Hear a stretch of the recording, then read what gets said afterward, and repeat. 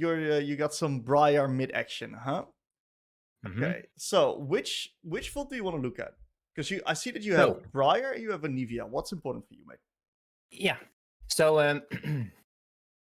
I had coaching from AJ. Is that the name? I'm blanking right now. Yep, And then from AJ. you, and then from Curtis, like 6 months ago, or something like that. Okay.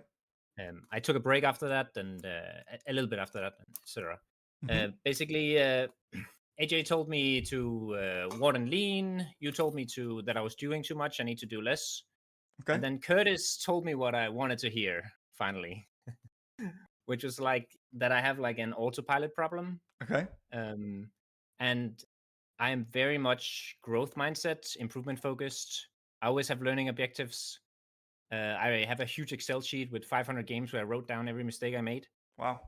But once I go into a game, I suffer from what I like to call league narcolepsy, where like I don't know if it's like autopilot, but I lose focus, I tunnel vision, and then I wake up whenever things have gone wrong, kind of. Very And I've interesting. tried all kinds of meditation timers, like it beeps every 2 minutes, and your sticky notes under the mini maps, and my brain just ignores all of it. Okay. It might work for one game, and then it doesn't anymore. Okay. So, if we could break the script a bit, my idea was that I feel like if we go into a normal game and we review it, you're just gonna tell me stuff that I already know, and maybe you can call me bullshit on that, and feel free to do that, and just be brutally honest with me. I'm not gonna get emotional. I will. But one idea I had was we either take an Anivia game Mm-hmm. and I tell you what mistakes I'm making, and you interrupt me and tell me where I'm wrong. Because I believe I can analyze my own replay and then identify all my mistakes at quite a high level. Okay. And that would help me in the way that it would verify that my own analysis is correct when I'm reviewing my own games, which would be something. Another option is that we look at a Briar game, which I have 150 games on Briar, but it's a different play style, and there's a lot more stuff there that I might not know or be thinking about. So I could get some valuable Briar knowledge in there, probably. Or Very interesting. a third option is that we go meta and you start telling me stuff I hadn't tried, I haven't thought about for my autopiloting problem. Okay. Very interesting. So let's dig a little bit deeper into this autopilot thing. So Yeah. what did Curtis like? What did he tell you to do in regards to a learning objective? What did you try, and what has not worked for you? Yeah. So he told me to focus the fuck up, wake the fuck up, Okay. and just, make it your sole in-game focus to be lucid, to ask high quality questions. Mm-hmm. His post game learning objective was to think from the enemy champion's perspective, like what would I do if I was them? Because there's a lot of times where, like, one of the issues I have is that I'm against Syndra in lane, and then suddenly I learned that Syndra has an ultimate, and I had no idea in that moment. But So I then you wasn't do thinking about know her ultimate. actually if you wouldn't Yeah, have played the game. I've played for 15 years. Right. I know pretty much every ability in the game. But Okay. yeah, and I know like 535. I need to know that they're gonna potentially level up if they have push on the cannon wave, and that's when they're gonna get level 6. But in the moment, I'm sleeping, Okay. and then suddenly I get ultimated. Yeah. Great. Let's go a bit deeper on this first. So I'm gonna talk to you about a few things in this case. So when you talk about intensity like this, there's two parts of intensity. You want to view intensity like basically a fuel tank. Okay, so this is like your fuel tank right here. Mm-hmm. This is the tank. There we fucking go. You like that drawing? I like that drawing. Yeah, That's a good great one. That's a good drawing. I'm a professional over here. So whenever you're playing with intensity, you can play at different levels of intensity. And of course, the best way of playing is if you play at 100% intensity when the fuel tank is entirely filled. Okay? And what a lot of people think when it comes to intensity is, oh, I am playing at 80% intensity. Right? What do you think? How do you view this in this position? How much intensity I play with, or Yeah. what do you mean? But Like it does matter a lot for me, Mm-hmm. and like I have a maximum intensity I can play with, right? Yeah. And I do better in those games, but it still happens. That the Okay. Anivia VOD is a pretty good example of that. Where you play with lower intensity, High intensity. high There's also a intensity. Nivea VOD where I play with low intensity. So if you want to see both, Yeah, I there's a want to VOD see there. that lower intensity one. That's the one that Okay, we're yeah, and gonna that break down. shows all the mistakes I typically make. It's 2 weeks old, so Great, no problem. yeah, yeah. Okay, this is fantastic. So let's go a little bit deeper on this intensity analogy, right? For a lot of Mhm. people, you got your normal tank over here, and then you sometimes play at 100% when you're totally fueled up. Sometimes you're playing at 80%, and you generally have a little bit of an average. But this is a bit of a simplified way of looking at intensity, because what if I told you that you could get a bigger tank, and if you play at 80% of that bigger tank, you're already playing better than just playing at 100% of your normal your previous tank. Okay? Yeah. So Mhm. when you look at intensity, you got to look at number one, what is preventing me from increasing my tank? And number two, what is taking my intention in game or out of game that is then preventing me to fill up my tank totally. So let's start with whenever someone has intensity issues, first thing I ask, do you have any major things going on in your life that could distract you from League? Uh, um, I suffer from like certain migraines and stuff, but if I really want to play and I have a migraine, I'll play on Yeah. a different account. So Okay. so oftentimes, sometimes, like in this game, I think Mm-hmm. I feel like I'm at a high intensity, very high Mm-hmm. intensity, but then I can feel like it's off and like I'm not making good decisions and like something is going on with my head right now. Okay. There's no explanation in my life. I don't really have stress or anything like that. Mm-hmm. No crazy Yeah, work schedule, no bad sleep, anything yeah, no, crazy like that. nothing like that. Okay, great. Uh, Um, Caffeine. How's that looking? yeah. Do you use caffeine? Do you not use caffeine? I do it. I take breaks from it, but I do use it. Yeah, and it does Okay. help with some intensity. Okay, Um, but you don't overdo it. No, no, I take yeah, I'm experimenting with like 4 days of caffeine, 3 days off, and it's like we're talking 1 cup of coffee equivalent caffeine, Easy. maybe 1.5. Short form content. Next one. High dopaminergic activity. Do you have Say again? anything Oh, short form content and high dopaminergic yeah. activity? Do you watch any No, shorts? yeah, no, I watch TV shows and stuff, but Mm-hmm. I don't really watch shorts and stuff like Okay. How do that. you structure your Reddit. I go on blocks? Reddit, but yeah, You go on Reddit. Okay. yeah, but not yeah. But when I wanna, play on my main with high intensity, Mm-hmm. it's closed. Okay. That's good. So if Uh, you play your blocks, how does your process look like? Yes. So I probably play a few too many blocks, like 3 blocks a day, Mm-hmm. sometimes four. There we go. But yeah, I'll play. Massive. I'll play three games, and Okay. then I'll take a break. Yeah.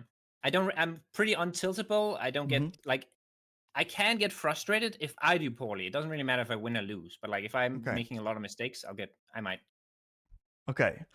So one thing to explore for you, I'm not saying that this is the root cause of your problem, but is setting a limit to the amount of games that you play. For me personally, the moment I set my limit on 6 games, that's when I play at the highest intensity. If I play more than 6 games a day, ranked that is, I'm gonna stop caring about the individual game, and my intensity is actually gonna drop. Even though I'm gaslighting myself that I'm playing on high intensity, I've tested it a lot. 6 games is my max. Okay. Try it. Try it out. It's worth Mhm. trying. Have you ever done wall staring? I do. I've tried meditation between games and stuff. Okay. I'm pretty good at meditating, but not Okay. wall staring specifically. Okay. I'll send you a video. You should try this. Okay. Just try it. Yeah, I'll try. It's just cool. It's just really I'll fucking try cool. anything, man. Please. Yeah, dude. You should fucking try it. Watch the video and just let me know what you think of it. Because I'm a freak when it comes to stuff like this. I love hacking myself into playing better. Yeah. Great. Let's start with that. Let's take a look at And the one gameplay. thing I keep wanting to say is Yeah. So we are kind of conflating intensity with my autopiloting problem. And I'm Yes. saying intensity does help a lot, Okay. but it doesn't seem to fully solve it. Even if I'm like at, unbelievable levels of intensity, then I still suffer from narcolepsy and autopilot for periods of time. And yeah, it feels like intensity is like an indirect cure to the problem. But go ahead. Okay. Very, very interesting. So what I want you to do, right, is I want you to go with me through this vault, and the moment you identify with your own review, like this was one of my autopilot problems, right here is when I Mhm. autopiloted. We can start Yeah. seeing multiple of those positions, and we can then identify what the specific causes were that led to that happen. Okay, Yeah. great. Uh, Me going for the kill there was probably like, I think at the end of fights I do autopilot or maybe tunnel vision a little bit. Yeah. Like I hadn't thought about her flash, for example. I didn't realize that other champions had flash in that moment. So that was a quick example. Okay. Look, I think this one is like completely irrelevant in this case, right? Yeah, Because fair enough. in this specific situation, there's a chance that she doesn't flash. You don't mind trading flash for flash at this point in the game. It's not terrible. And if she maybe gets hit with extra out tech, maybe you can get the kill with your electrocute. So I don't necessarily mind this attempt here. This was fine. Mhm. Okay. Plan and lane. What did you want to do? Yes. Yeah, so I was looking for an egg trade here, which Mm-hmm. just like trading my egg for HP and get a lane advantage. Yep. Really But good. otherwise, just establish push and then slow push, and yeah, until she starts getting her like level 3+, where she starts winning the push, and then play defensively, neutralize until level 6, and then start looking for trades and objectives and stuff. Great. Very clear. Got a good plan. Let's see how we execute here.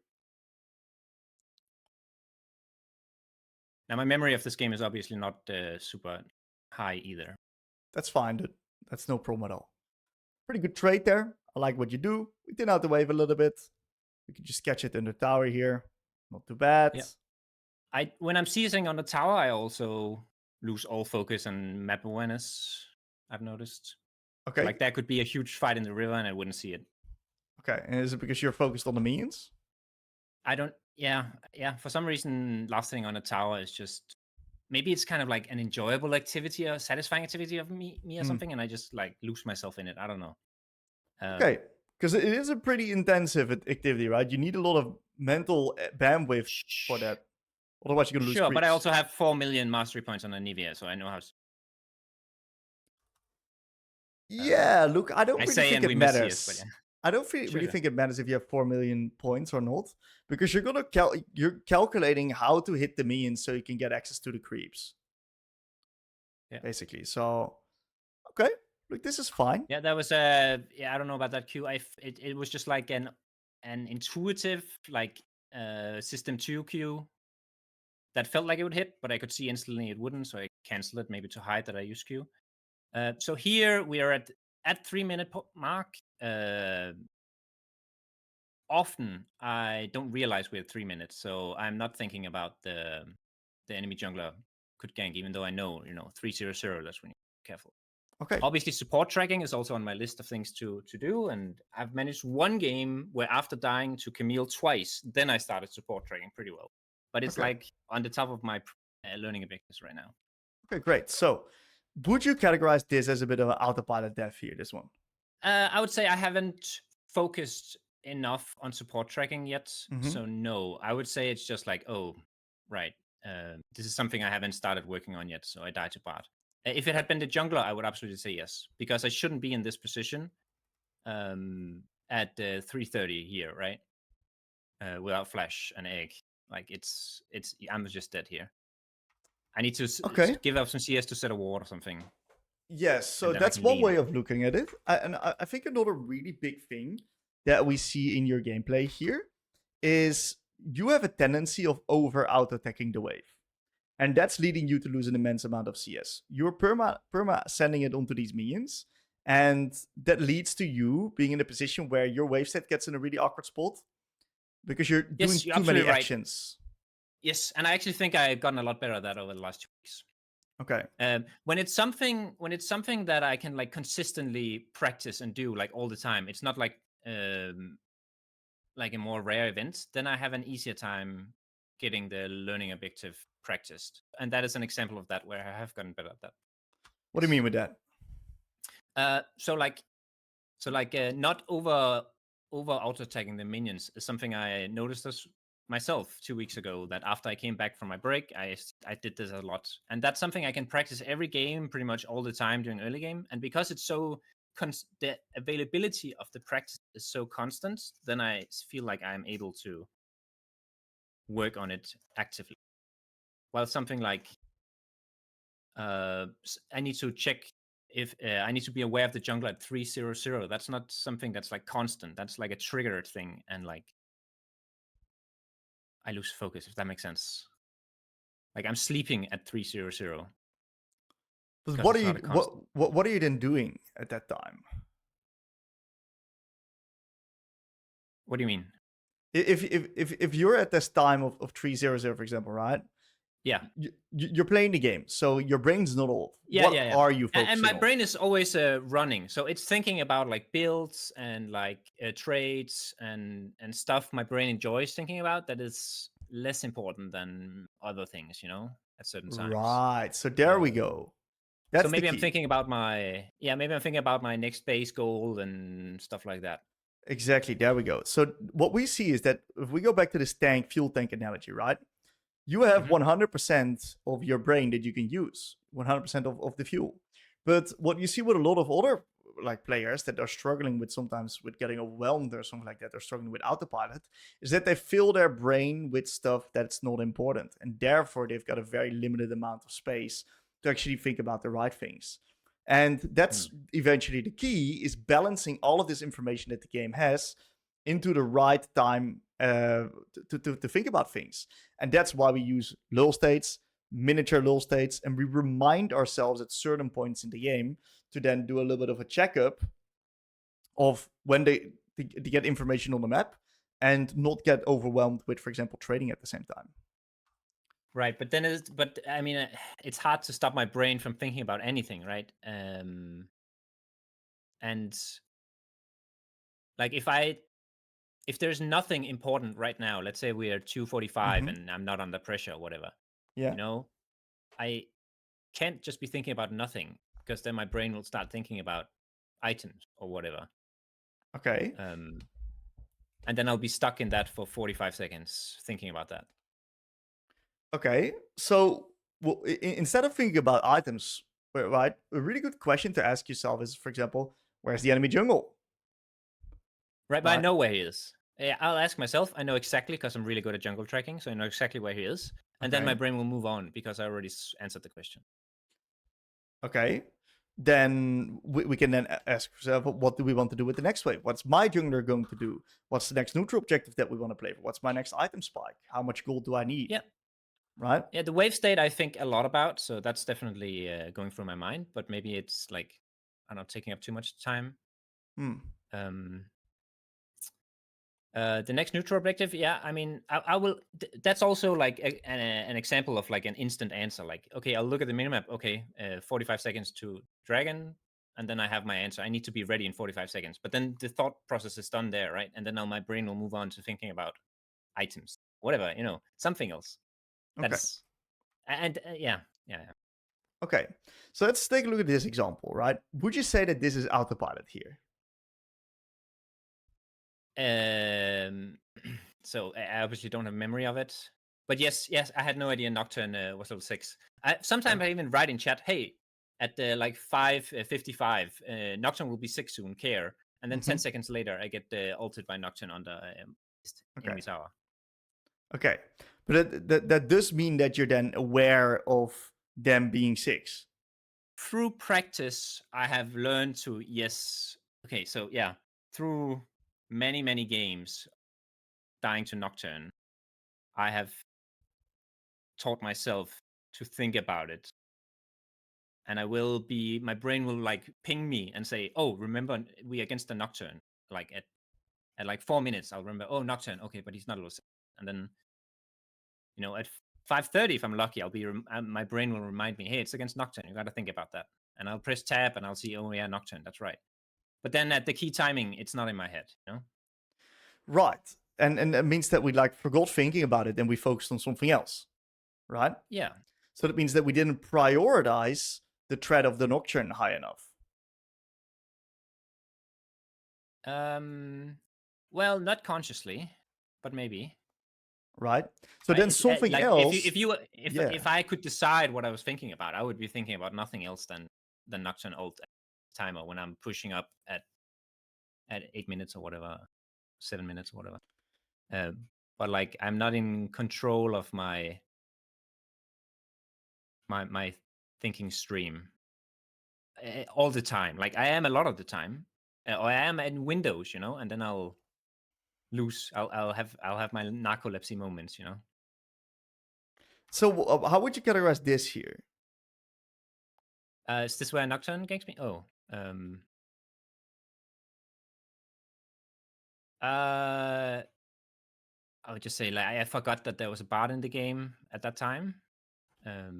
If I hadn't known that, then I would have looked bot lane and saw he was missing. I guess. I don't know.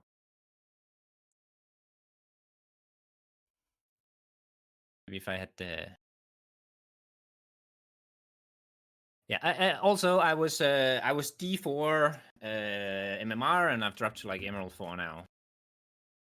Had some. So the more you scroll, the worse it gets. Yeah, it's gotten a little better now that I'm down at the MMR I belong at right now. Apparently. But yeah, you have to scroll. You have to scroll down to like 2 weeks ago.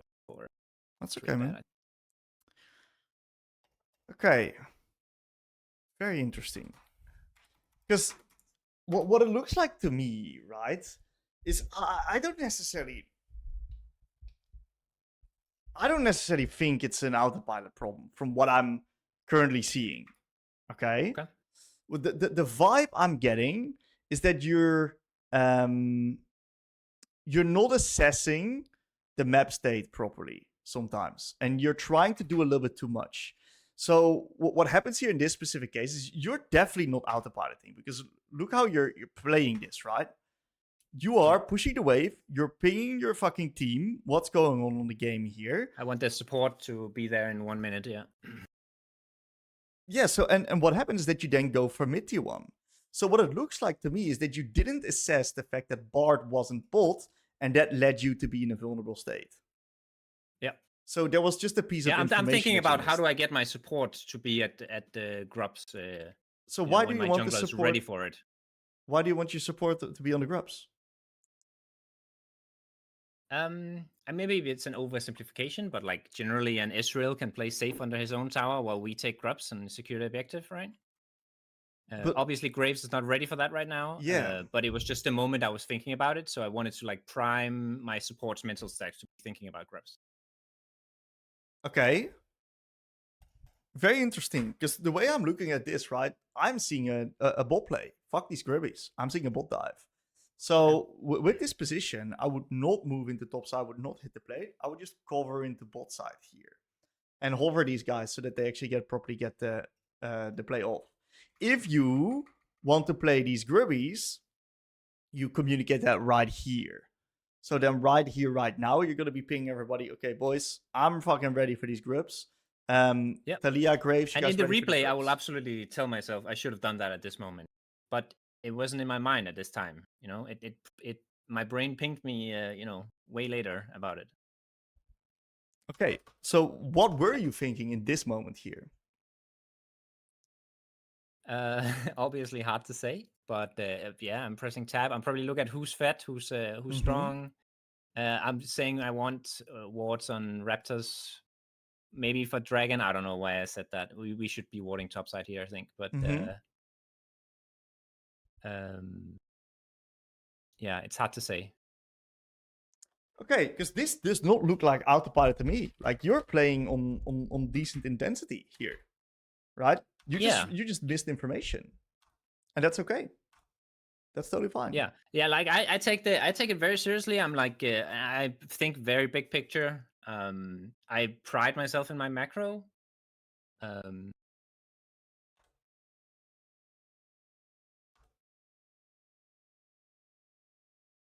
this is an autopilot. So not an autopilot moment. This is like another mistake I have. Maybe it's related, maybe it's not, but it's like a greediness or like a hyper optimization. But like That's it. this troll. Yeah, That's what you're doing the entire time. You're trying to do too much in the sense that you are in a position where you're trying to get this played at a timing when you can't. You're trying to get these chickens, but at a timing when you can't because your jungle is hmm currently clearing top the yeah. board and And you don't have enough obviously, the enemy info. jungler is gonna go to his raptors if they're up, right? Yeah, we don't have info on the bot side in this case, right?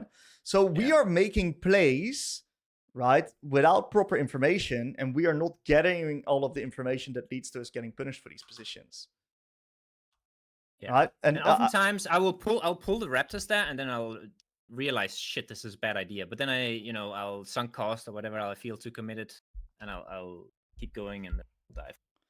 yeah, and I'm gonna be really honest, mate. Right, the vibe I'm getting while we're having this conversation, like I ask you shitload of questions, right?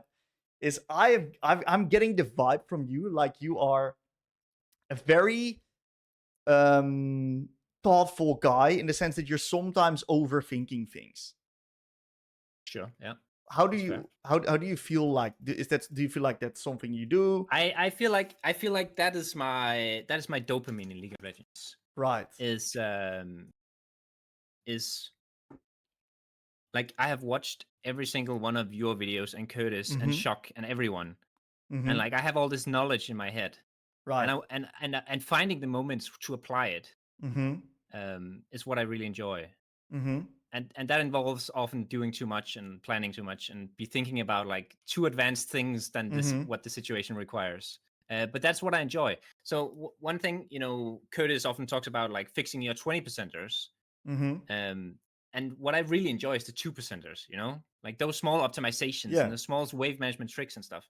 Mm-hmm. I really wish I could fix all my 20 percenters and these 50 percenters of not thinking about Nocturne ult, just so I could start working on the 2 percenters because that's what I really enjoy. Yeah. Yeah, it's really interesting because I think that this is just beautiful. And what we're seeing here in this game is that your number one biggest thing that I'm seeing with you is that you are trying to get too much small wins and you are forgetting like a certain piece of information that leads to you then getting punished and having a lapse in your threat assessment. And especially if I Sure. compare that towards the stats that you're rocking up with, I don't think I've ever seen an Anivia with a 7 deaths average. Yeah. It was better last season. It was better last season. And I played tank Anivia by most of my games, by the way. But That's okay, man. That's okay. So it was still bad last season, but not this bad. yeah, so what my recommendation to you is, right, is we need to rewire the way that we think about the game. Okay, instead of because the reality is the way that we're currently our current view of the game is cooked. Okay, it's inconsistent in the sense that it will not get you results. It's going to be a hard path to get results. Okay, so the way that I want you to start just reframing your mind and reframing your basically goals and happiness is next time try to play a game without dying. Set your goal on the game not as getting as many small win resources and getting nitty gritty into the details, but rather make sure that you don't die. Purely think about threat assessment. Think about where is everybody on the map, and if you eventually die in the review, you can go towards these devs F's benchmarks. You can then rewind and you ask yourself the question: what was the key piece of information that I missed during the game that led me to die? And then you go to those lull states where you should have gathered that information. And that way you build up the pattern recognition by recognizing what's the stuff that kills you. And then by doing that 10, 20, 30, 40, 50, 70, 100, 200 times, you're going to decrease the likelihood of this happening to you. Right. And that's what I've been telling myself for the last 2 years. Like, that's not new information you're giving me here. Mm-hmm. I know this. And, one of the learning objectives I got from one of you was also like analyze the first 3 deaths and stuff like that. And I wrote that down in Excel, and I have like all my deaths. Yeah, But like I will go in, so I will go on the loading screen. I'm thinking, okay, this game I'm really focusing on having 0 deaths. yeah. And then the next thing is either a defeat screen or victory screen. I was like, oh shit, I was supposed to think about that this game.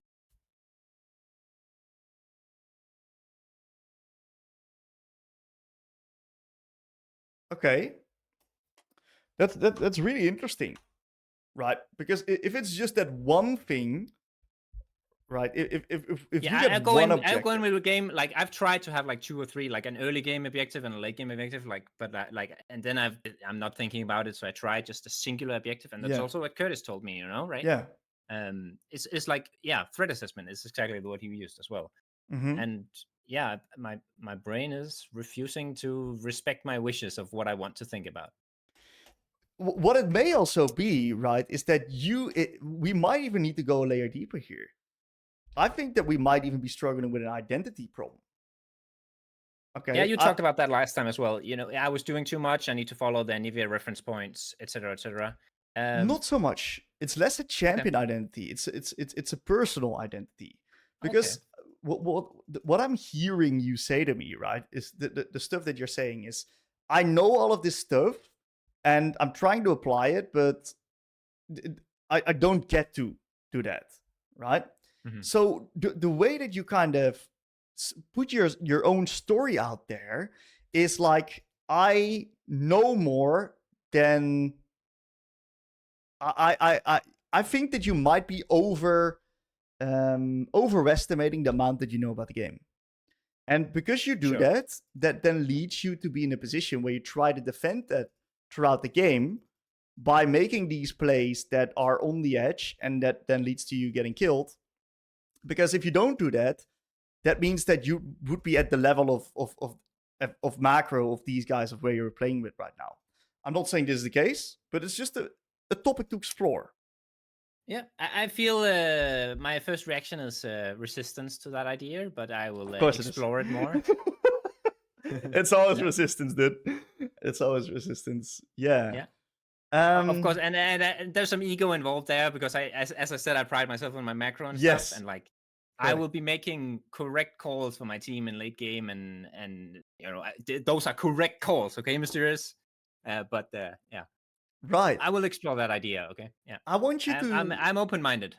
Yeah, and I think that's a really good thing to do, because one thing I really need to explore is, instead of thinking that these calls are correct, go into the game with the mindset of that the calls are actually wrong, and you want to just completely flip the script. So instead of thinking you're correct, think that every call that you're making is wrong, and you need to prove to yourself that your call is right. And of course, don't do that on everything, but just take two positions per game, for example, right? Okay, let's see some major trends here, right? Same position, new scenario. You're hitting the plates again. Your entire team is off tempo. You do not have a vision whiteout. Yeah, exactly. In the review, I will say, "What the fuck are you doing here?" Yeah. Exactly, right? So all of these devs made total sense in regards to the tempo of the game, in regards to your vision setup, and in regards to you position in the lane. Yeah. Okay. These were every death simple is obvious to me afterwards, as soon as I die. Yeah. Okay. So the very interesting thing is also like, look, with normal players, if you just focus on this one thing over and over and over again, and you start viewing these exact same deaths for hundreds, 200 times, right? You're eventually going to get fucking sick of it.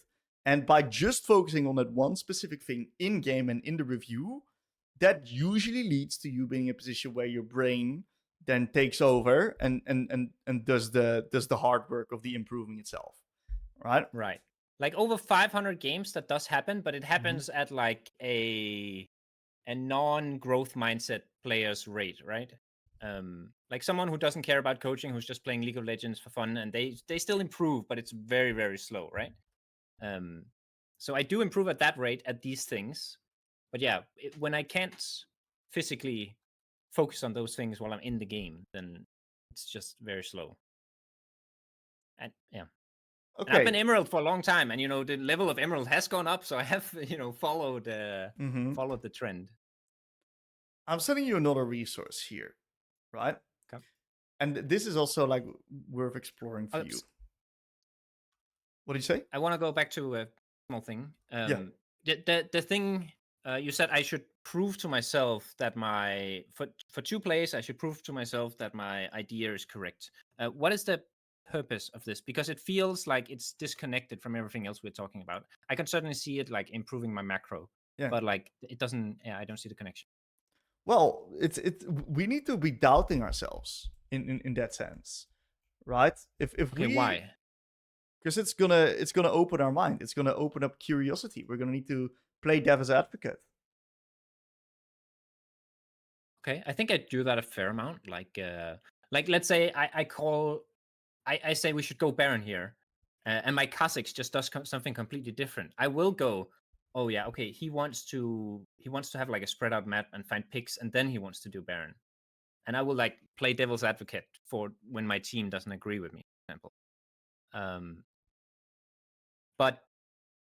but you're saying that will open my mind, and is that connected to the not autopiloting thing? Well, I don't think you are struggling. Like the way we view these games, Yeah, it's not autopiloting, but yeah. it's I don't think it's autopiloting, right? I think you're just focused on the wrong things, and that's leading you to be in this position where you're trying to do too much in regards of getting too many of these small little wins instead of Mhm. focusing on the important threat assessment and staying yourself alive at all costs. Right, but I feel like I don't have control of what I focus on, which is core issue. Okay, and that's then something to figure out. Why do we not have control of what we focus on? Right?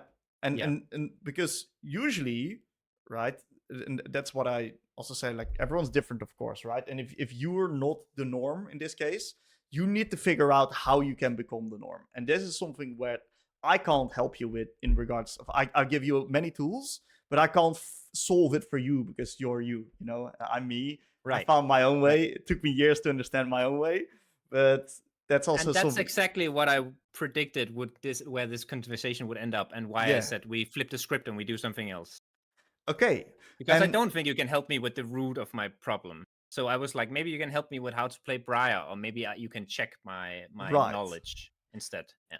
Right. Look, we can do that in a future session, right? But I Mhm. think that if we avoid the big fucking elephant in the room right now, which is also my job to really mention, is that this has priority over anything I else. agree. Yeah, I agree. And I was also very unsure if I should like resubscribe to MLA, because Yeah. like I haven't solved this problem, and the coaches Yeah. isn't gonna help me with that. But like I enjoy the environment, so whatever. Okay. Um, Great. So yeah. what we can do, right, in the And next coaching I session. have been thinking about like how to solve this problem. I haven't found a Mhm. solution yet. I'm writing custom software to try to like wake myself up and stuff. Okay. I've, that might work for you. My initial thought is that um, maybe something simpler will be easier for you to actually approach it. Maybe it's something simple that we overlook. Yeah. Um, Regardless, what I think what we're going to do in the next coaching session is you're going to bring me a game that you are confused about. Okay, you're going to then try to. Doesn't happen. How comes that doesn't happen?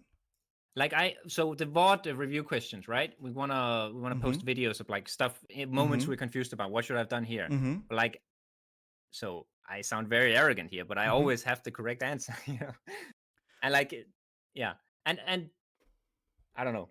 That sounds very dumb and arrogant, and like I I couldn't possibly be Emerald if that was the case, and you know, um, I haven't been disproven in that, so it's hard for me not to believe it. And I'm open to being disproven, but and that's also why, you know that could have been one of the options for this coaching session, but I don't feel confused. Maybe Yes. I truly am, but So the thing that's going on, right, is that if I'm just gonna look at it in a very realistic way, right, just completely realistic. I'm a fucking coach for like 5 years now. I've been doing this full time, 24/7. 5 years before that, I've been doing this like 8 years. Every day when I review a game of mine, I'm confused about a position in my game. Sure, like 2%ers, right? No, big fucking 20% of mid game decisions where I'm not sure if I made the right call or not. Okay, Sure. like massive things. Maybe I'm just not focusing on those things because I have so much bigger problems that I need to look at, right? Like I get to end of a review before I get to those moments. Hard to say, right? I don't know you in that maybe. regard. I don't know. Sure. I don't know you in that regard. But here's what I want you to do. Okay, here's just try this. Okay, I want you to try it. If it doesn't work in 4 weeks, okay, then we're gonna just try a completely different method, and we're just gonna try something else, and we're just gonna do something until something sticks. And if it doesn't stick, then it is what it is. But at least we can try, right? Yep. Great. So for this next 4 weeks, I want you to go into the game with the mindset of focusing on staying alive. Your goal before each game, after each game, and during the game is to make sure that you prioritize your own health, your own HP, to such extent that I don't even care if you win or lose the game. I just care that you stay alive and that you're constantly assessing enemy threats. In the pregame, right. I want you to identify the key threatening champions towards your champion. Okay? Yeah, I do that. Beautiful. Every game, write them down so you're aware of that. Write them down, okay? Yep. Write the key threatening champs. In this game, it's of course Ahri with R, Bard, and Nocturne. This was a very threatening game, and I think that's also why you got exposed from this game and why this was like a classic example for you. Is because the amount of threat on the enemy team was immense threat. Great. Just Ahri ultimate, Yeah, just one of these things combined with the other, and you just insta that. So write the key threats down. During the game, you play with the mindset to stay alive and to identify these threats permanently. It's more important than getting an extra minion or getting the perfect wave state. And then in the post game, you're going to go over your deaths, each and every single one of them.